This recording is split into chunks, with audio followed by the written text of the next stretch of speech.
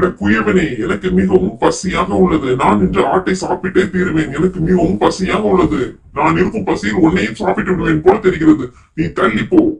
ஐயோ, என்னுடைய குழந்தைகள் மிகவும் பாவம் பாவம். அவர்களை பார்த்தால் உனக்கு சாப்பிடவா தோணுகிறது? அவர்கள் முகத்தை பார், எவ்வளவு பாவமாக இருக்கிறது. ஏன் இப்படியெல்லாம் பேசுகிறாய்? அவர்களை தயவு செஞ்சு விட்டுவிடு. புலி குயவன் கிட்ட சண்டை போடுது. நீ என்ன வேணும்னா சாப்பிட்டுக்கோ, ஆனா என்னுடைய குழந்தைகளை மட்டும் விட்டுடு தயவு செஞ்சு. அந்த புலி கொஞ்ச நேரம் யோசிக்குது.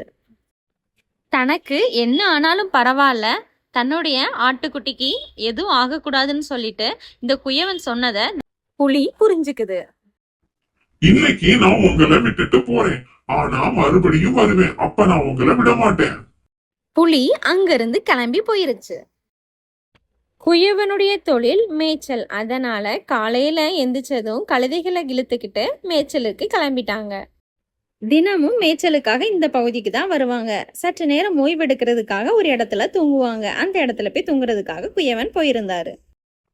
நான் இன்னைக்கு மறந்து போய் ஒரு கயிறு தான் எடுத்துட்டு வந்திருக்கேன் போல. சரி, ஒரு கழுதைய மட்டும் மரத்தடியில கட்டலாம். இன்னொரு கழுதைய நம்ம தூங்கும் போது நம்ம பக்கத்திலேயே நிப்பாட்டி வச்சுட்டு நம்ம கொஞ்ச நேரம் தூங்கி ஓய்வு எடுக்கலாம்.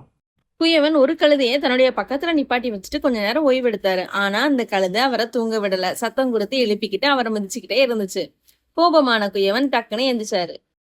கழுதை குயவனை கொஞ்ச நேரம் கூட தூங்க விடாம கஷ்டப்படுத்திக்கிட்டே இருந்துச்சு. அது எல்லாத்தையும் பார்த்துட்டு இருந்த ஒரு விவசாயி அங்க வந்தாரு.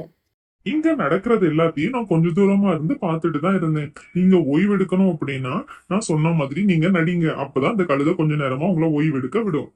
நான் எப்படி நடிக்க சொல்றீங்க? எனக்கு நடிக்கவே தெரியாது. நீங்க வழக்கம் போல அந்த கழுதைய மரத்தடிக்கு கூட்டு போய் கயிறு வச்சு கட்டுற மாதிரி நடிங்க. அவர் சொன்ன மாதிரியே மரத்தடியில கட்டுறது மாதிரி ஒரு நடிப்பை கொடுத்தாரு இந்த குயவன். குயவனும் கொஞ்ச நேரம் நல்லா தூங்கி எந்திரிச்சாரு. அந்த கழுதை எந்த ஒரு தொந்தரவுமே பண்ணல. தூங்கி எந்திரிச்சதும் குயவன் இந்த கழுதையை கூட்டிட்டு வீட்டுக்கு போகலாம் சொல்லிட்டு கூப்பிடுறாரு. ஆனா அந்த கழுதை வரவே மாட்டேங்குது. மறுபடி அந்த விவசாயி வந்தாரு.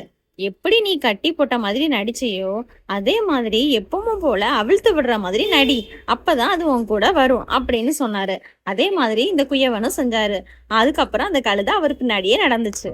இந்த கதையில இருந்து நமக்கு என்ன புரியுது அப்படின்னா, சின்ன குழந்தைங்களுக்கு குழந்தைகளா இருக்கும் பொழுதே நிறைய நல்ல விஷயங்களை நம்ம சொல்லி கொடுத்தோம் அப்படின்னா நாளடைவில் அது அவங்களுடைய குணமாகவே மாறிவிடும். அதனால நல்ல விஷயங்களை குழந்தைகளுக்கு சொல்லி கொடுங்க. இந்த பதிவு பிடிச்சதா லைக் அண்ட் சப்ஸ்கிரைப் பண்ணிக்கோங்க. பாய் குட்டீஸ், பாய்.